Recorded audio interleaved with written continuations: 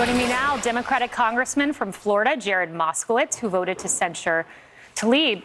Congressman Moskowitz, welcome. And I know that this is a very personal issue to you. In fact, your temple was targeted by 5 men in ski masks. What happened?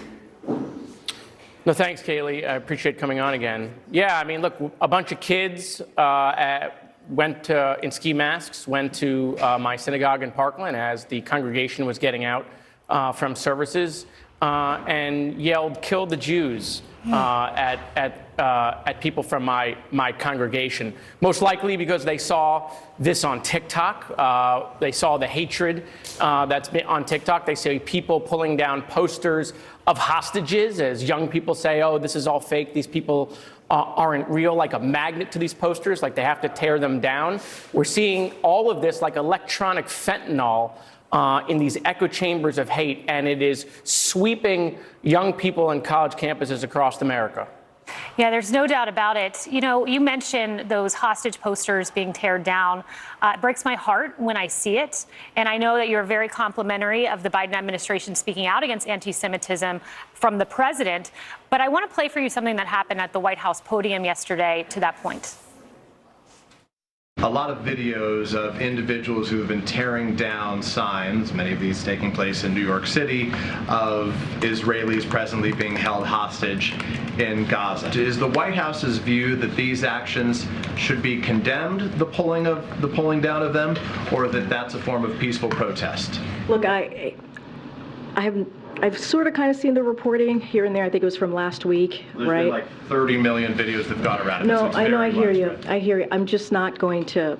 I'm not going to. Is that peaceful protest to pull that down, or should you not be doing I'm just that? not going to go into specifics on that particular thing. Congressman, should this be condemned outright automatically? Yeah, of course. We saw this, unfortunately, previously on the issue of anti-Semitism. Now, again, I'm happy that the press secretary has put out something on Twitter condemning the removal of these posters.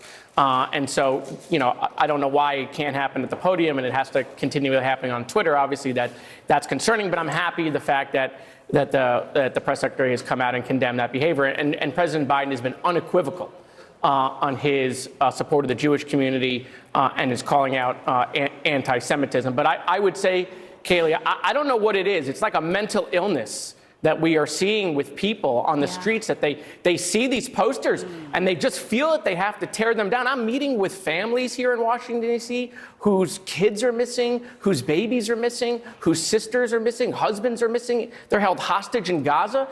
And look, you have a right to protest in this country. You have a right to free speech. But we also have a right to respond and call these people out. Something is clearly wrong right now with the youth of America that they think it's acceptable when someone has been kidnapped to try to erase that person. Like they can't look at them and they just must tear it down.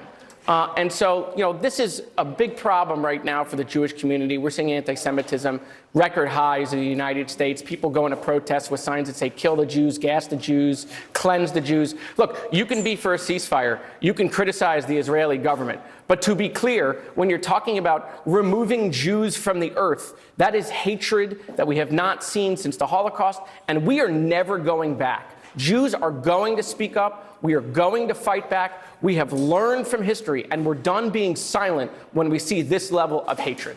Yeah, I can't imagine tearing down a poster of little 10-month-old Kafir Bibas, who has now spent a tenth of his life in captivity. Congressman, you joined 21 of your Democrat colleagues to vote to censure Rashida Tlaib. Why'd you do that? And do you wish more Democrats would have joined you? Well, look, everyone has a constitutional right to say what they want to say. And we have the speech and debate clause here in Congress so that they can say what they want to say. But Congress as a body can also come together and decide we disagree with those comments and that they don't stand for the comments of the body. Listen, from the river to the sea means the elimination of the state of Israel. We cannot redefine that. That's what it means. That's how Hamas uses it. Right? We're not going to let people say Mein Kampf was a coloring book. And so at the end of the day, that statement should not be used. It's calling for genocide. Hamas is using that as a way to wipe Israel off the face of the earth. And so I'm happy that there was a bipartisan group of colleagues that said those comments don't stand for the House. And let's be clear, this is not happening in a vacuum.